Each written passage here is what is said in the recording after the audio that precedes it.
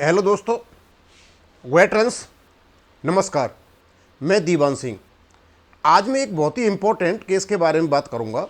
ये मुझे यूट्यूब पर मिला कहीं, और ये कोई बात करते हैं कि जो एक्स ग्रुप से बने हुए जो सूबेदार या सूबेदार मेजर हैं, जो ऑनररी कैप्टन लेफ्टिनेंट बने हुए हैं, उनको एक्स ग्रुप का पेमेंट होगा।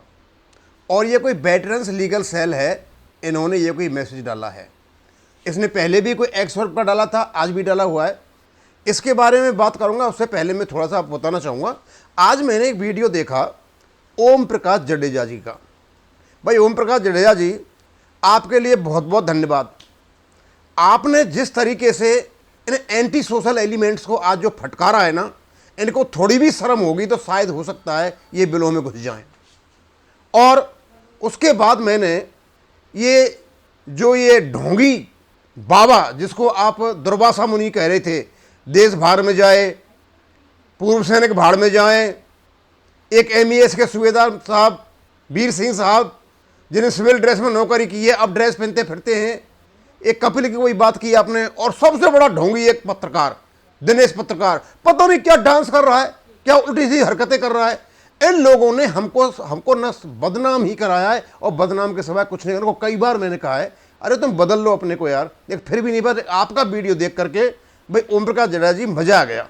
ये तभी मानेंगे जब इनमें जूते पड़ेंगे चारों ओर से, अदरवाइज ये मान नहीं सकते हैं। क्योंकि जितनी सुविधाएं, सबसे ज्यादा सुविधाएं मतलब पूर्व सैनिकों को दे रखी हैं। जिला सैनिक बोर्ड से लेकर के केंद्रीय सैनिक बोर्ड, राज्य सैनिक बोर्ड से लेकर के डीजीआर से लेकर ईएसएचएल लेकर के पूरी की पूरी सुविधाएं दे रखी हैं। इन लोगों ने सब जगह अपने को बदनाम करा करके रख दिया है। फिर एनीवे, अब वहां में नहीं जाता। आपका वीडियो बहुत अच्छा लगा, आपको धन्यवाद देना चाहता था मैं। अब मैं आता हूं एक दूसरी बात पर। ये कोई honorary commission officer x case पे मेरे को तो बड़ा अटपटा लगा कि भाई ऑनररी कमीशन ऑफिसर जो होते हैं, इनको एक्स पे का भुगतान, हमने तो इनके पे स्केल्स देखे हैं। क्योंकि जेसीओओआर में तो एक्स पे का सिस्टम है। कहीं भी एक्स पे किसी भी जगह पर, ना तो किसी वेतन आयोग ने, ना सरकार ने, और ना किसी रेजोल्यूशन में ऐसा कहीं लिखा हुआ है कि ऑनररी कमीशन के लिए एक्स पे लागू होती है। क्योंकि वो तो ऑफिसर्स हैं, और ऑफिसर बनते ही उनको एक्स पे खत्म हो जाती है। अब हो सकता है कोई नई चीज़ निकाल के लाए। इनका मैं पढ़ ही देता हूं, क्योंकि मेरी तो समझ में नहीं आ रहा है। पर साथ में एक और बता देता हूं कि ऐसे लोगों से सावधान रहना, बहुत सोच समझ के बढ़ना। क्योंकि पहले ही हम धोखा खाए हुए हैं। ये वॉइस ऑफ एक्स सोसाइटी के वीर बहादुर से, राजीव बहल से, इन तीनों ने मिलकर के, और जितेंद्र एडवोकेट, इन सब ने मिलकर के हमको आश्वासन दिया था कि हम आपका केस लड़ेंगे। और उन्होंने उसको पैसा कमाने का धंधा बना लिया। और इस समय उस सब बात भी नहीं करते, और ये भी नहीं बताते कि केस की क्या हालत है। अभी तक केस नहीं लगा है, और केवल पैसे को कमा करके घर में बैठे हुए हैं। अब मैं इसको पढ़ूंगा ऑनररी वेटरन्स का, ऑनररी कमीशन ऑफिसर के लिए। What is this case? अब ये कमीशन का केस है एक्स ग्रुप के लिए, जो एक्स ग्रुप से ऑनररी लेफ्टिनेंट और कैप्टन बने हैं उनके लिए। भाई रूल में तो कोई है नहीं। अब कोर्ट ही रूल में से निकाल करके दे तो अलग बात है, या फिर और कोई है। क्योंकि ये लीगल फोरम सेल ने पहले भी एक लेटर डाला था एक्स पे 62 वाला केस। उस समय मैंने ही वीडियो बनाया था, क्योंकि ये लोगों से कुछ पैसा ले रहे थे।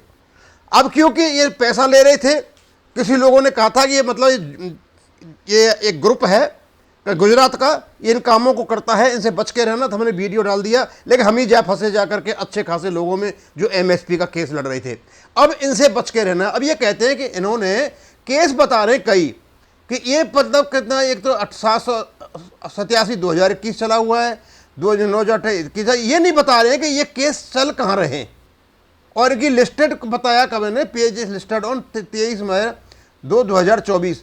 मेरी समझ में बात नहीं आती है कि इनके केस 21 के हैं, 21 के, 22 के, 22 के, 23 के, 23 के, और कहाँ चला हुआ है। और भैया जब 21 का केस है तो लिस्ट आपको 31 मई 2024 की हेयरिंग होनी चाहिए ना। लिस्टिंग जो होती है तो फर्स्ट वाली होती है, उसके बाद हेयरिंग होती है सारा का सारा। करे नहीं, हो सकता है, हम तो नहीं कहते, लेकिन फिर भी एक्स पे के जितने भी ऑनररी लेफ्टिनेंट और कैप्टन हैं, थोड़ा सोच समझ के पैसा नहीं देना है किसी को भी। On the request of honorary commission officers who could not join the previous. अब इनसे किसी ने रिक्वेस्ट किया है, जो के लोगों ने, कि भाई हमको भी ज्वाइन करा लो। खूब जाइए आराम से, एलिजिबिलिटी इसमें लिखी हुई है, सारी चीज़ें लिखी हुई हैं। लेकिन एक बात बता देता हूं कि जिन लोगों ने OROP के नाम पर हुड़दंग मचाया था और पैसा कमा करके बैठे हैं, अब सबकी नॉलेज में आ चुके हैं ये। अब किसी को कोई भी पैसा नहीं देना है। केवल मैं ऑनरेरी नायब सर की बात नहीं कर रहा, ऑनरेरी नायब सदार अपने केस को सुप्रीम कोर्ट में ले जा सकते हैं और अपने बल पे लेके जाइए। ये नहीं किसी को आप पैसा दोगे, क्योंकि फिर वो धोखा दे जाएगा। आप अपने बल पर लेकर के जाएं, वकीलों से बात करें, डायरेक्ट बात करें, किसी को बीच में नहीं लें, ज़्यादा बेटर है। क्यों आज तक भी कोई भी संगठन किसी भी केस में जीत करके नहीं आया है। कोई भी संगठन, व्यक्तिगत रूप में लोगों ने केस जीते हैं वो अलग बात है, कोई भी संगठन कुछ भी जीत करके कहीं भी नहीं आया और जीतेगा भी नहीं। और अब तो मामला बहुत टेढ़ा बन चुका है, क्योंकि इन लोगों ने जो बदनामी कराई है हर जगह, इवन हर जगह कराई, कहीं का भी नहीं छोड़ा इन लोगों ने। और एक महापुरुष कहा करते थे कि हमारे मतलब इस वीडियो बनाने से भारत सरकार पर असर पड़ा है। ऑनरेरी नायब सर का केस जो खत्म हुआ है यह इनकी हरकतों से ही हुआ है। तो मैं तो आपसे यही कहूँगा, ज़्यादा बड़ा वीडियो में नहीं बना रहा हूँ, कि आप लोग अब इन लोगों से सावधान रहें, इनको कोई भी पैसा न दें। यदि आपको केस लड़ना है तो आप व्यक्तिगत रूप में जा करके लड़ें, किसी को कोई पैसा देने की जरूरत नहीं है, क्योंकि हम खुद ही धोखा खा करके बैठे हुए हैं।